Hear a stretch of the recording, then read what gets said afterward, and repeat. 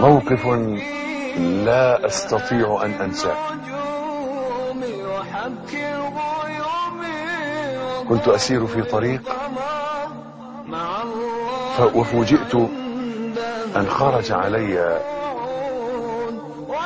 أخ جلي حمادة، وارتمى في الحضن يقبل ويبكي، وأنا طبعا وهو في حضني أنا مش شايف هو مين ده، ولكن تفاعلت معه. أخي بيسلم ويفلت ويحضن تاني ويفلت ويحضن تاني، وبعدين بص لي كده قال لي انت مش فاكرني؟ فبصيت له كده وقلت له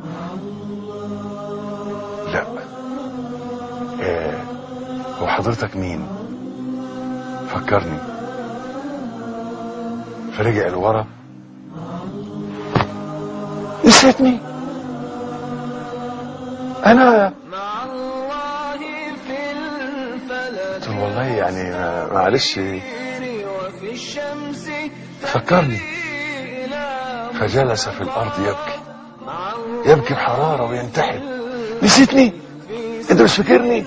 انا فلان كنت معاك في ابتدائي واعدادي.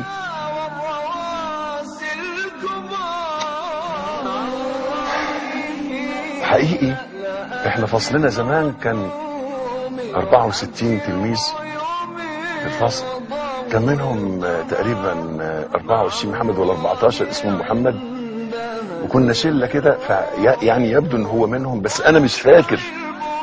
عمال استجمع ذاكرة السنين. شوف بقى لما يبقى واحد في عشر الثمانينات وعمال يرجع له مثلا 70-80 سنة عشان يفتكر، ما فيش. اجيب منين يا ناس؟ وعمال افكر فيه مش جايبه. والراجل كل ما يحس يبص في عينيا كده يلاقيني مش فاكر، يزداد اشتعالا في البكاء واجهاشا في البكاء.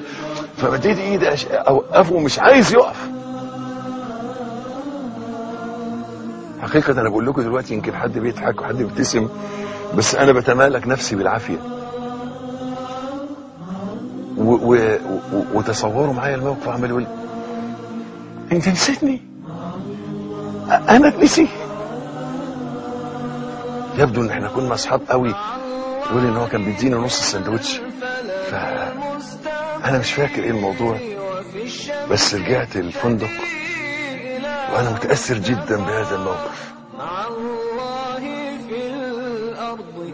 وقعدت افكر، بس مش افكر في الشخص عشان اجيبه،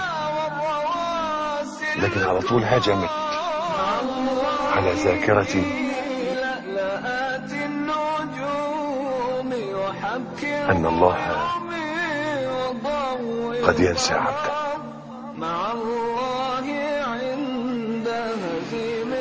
شغلتني، عارف، وكأن في مطرقة نزلت فوق دماغي، ان لما واحد حس ان صاحبه او حد قريب منه نسيه، والله كلمة ايه، يقول لي ذبحتني. فما بالك اذا شعرت ان الله نسيك.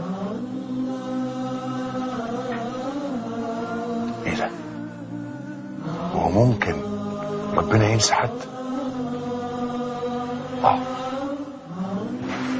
في 3 مواضع في القرآن 3 أسباب لنسيان الله لعبده. السبب الأول نسوا الله فنسيهم، والسبب الثاني وقيل اليوم ننساكم كما نسيتم لقاء يومكم هذا، أن ينسى الإنسان اليوم الآخر. والسبب الثالث أن ينسى الإنسان شرع الله والقرآن. قال سبحانه وتعالى كذلك أتتك آياتنا فنسيتها وكذلك اليوم تنسى.